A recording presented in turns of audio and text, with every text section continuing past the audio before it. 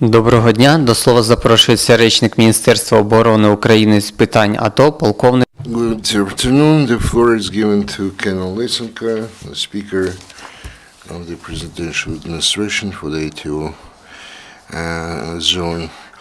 Good afternoon, esteemed colleagues. Yesterday in the area of ATO, the situation remained very tense. Mostly the occupationists fired using the small arms.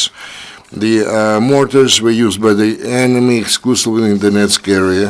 The Donetsk sector over the last 24 hours, according to the General Staff of the Ministry of Defense of Ukraine, the enemy launched more than 40 projectiles.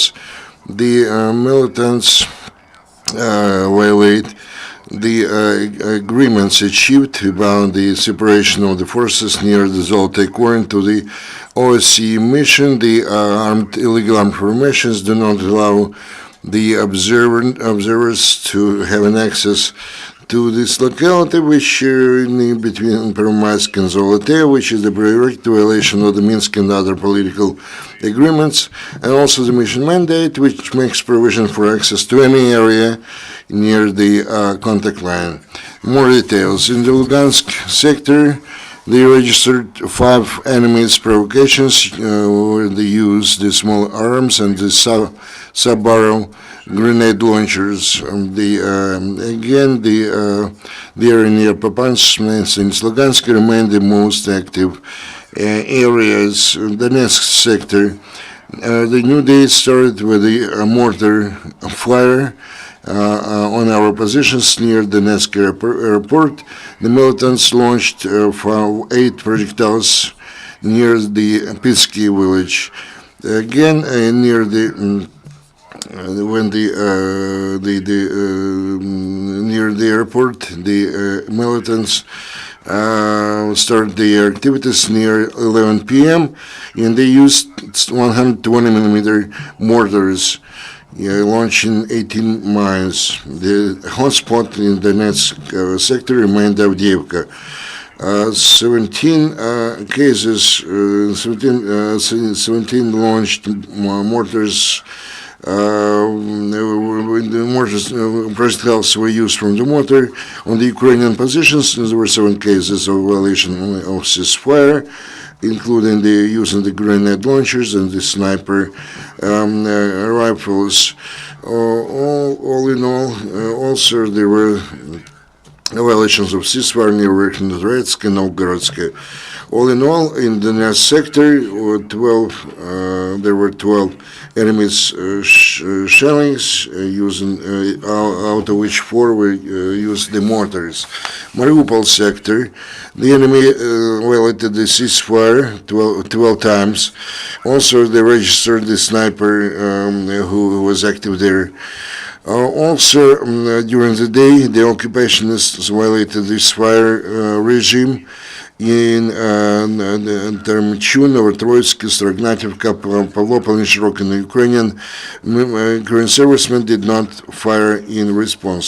Yesterday, in the Donetsk sector, they registered the flight of 2 drones, drones in all the sectors. Over the last 24 hours, none of the Ukrainian soldiers was killed. 1 serviceman was wounded near the shooting in Avdiivka. According to the Chief Intelligence Administration of the Ministry of Defense of Ukraine, the Russian command tried to put order in the ranks of their occupationist contingent, but their efforts are futile. All the attempts to renew the discipline in the so-called 7th Brigade, the Baltseva, after their commander, colonel of the Russian Federation forces, Alexander Bushov, was killed, those attempts were in vain.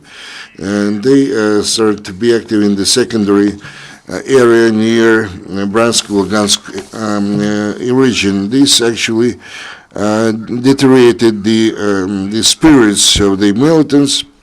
They started to steal different military equipment. They damaged 2 armed LLCs and 1 infantry vehicle. Ukrainian law enforcement officers found two wire trips in one of the hostels in the village of Lebedynsky in the southern parts of the Donetsk region.